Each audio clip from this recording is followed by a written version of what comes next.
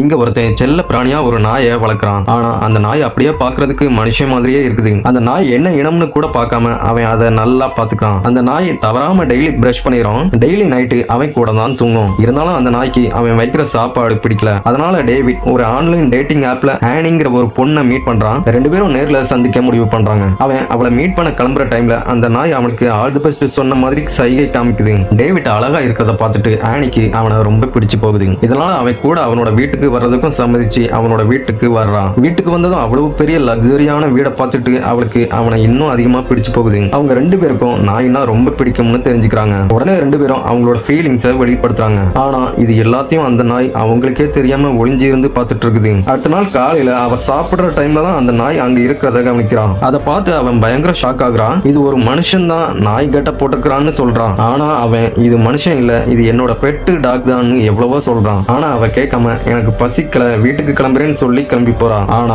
அவனோட ஹவுஸ் சிட்டில இருந்து ரொம்ப தூரத்துல இருக்கும். அங்க இருந்து அவளோட வீட்டுக்கு நடந்து போகணும்னா அவளுக்கு ஒரு வருஷம் ஆயிரும். அதனால அவ கோபப்பட்டதை கூட மனசுல வச்சுக்காம அவளோட கார்லயே கொண்டு டிராப் பண்றான். ஆனி சொன்ன கதையை கேட்டு அவளோட ஃப்ரெண்டு சிரிக்கிறான். இந்த காலத்துல மனுஷங்க நாய் வேஷம் போடுறது ரொம்ப சாதாரணம் தான். பணக்காரங்க இந்த மாதிரி இப்போ வளர்க்க ஆரம்பிச்சிருக்காங்கன்னு சொல்லி ஆன்லைன் வீடியோஸையும் காமிக்கிறான். இதுக்காகலாம் ஒரு பெரிய பணக்கார அழகான பையனை வீணா இழந்துராதுன்னு அட்வைஸ் பண்றான். அதுக்கு முந்தின நாள் தான் அவன் கூட ஹாப்பியா இருந்ததை நினைச்சு அவன் மனசு மாறி அவன் கிட்ட சாரி கேட்கிறான். அடுத்ததா அவங்க மீட் பண்ற டைம்ல ஆனி அந்த நாயை நான் பார்க்கலாமான்னு கேட்கிறான். உடனே அந்த நாய் அங்க வந்து அவ கிட்ட ரொம்ப எக்ஸைட்டடா நடந்துக்குது. அது அப்படி பண்றத பார்த்து அவ ஷாக் ஆகுறான். உடனே டேவிட் சத்தம் போட்டு அதை அங்க இருந்து போக சொல்றான். அவன் அவகிட்ட அந்த நாயோட பேரு பிராங்க்னும் சின்ன வயசுல இருந்து அது என் கூட தான் இருக்குது, என்னோட க்ளோஸ் ஃப்ரெண்ட்னு சொல்றான். அவன் அவ்வளவு எக்ஸ்பிளனேஷன் கொடுத்ததுக்கு அப்புறம் அவ அமைதியாகிறான். ஒருவேளை சில பணக்காரங்களுக்கு இந்த மாதிரி ஹாபிஸ் இருக்கும் போலன்னு நினைக்கிறான். அதனால அவ அதை பெருசா எடுத்துக்க மாட்டான். போக போக அவங்களோட ரிலேஷன்ஷிப் ரொம்ப ஸ்ட்ராங் ஆகுது. கொஞ்ச நாள் கழிச்சு வீக்கெண்ட் ஹாலிடேல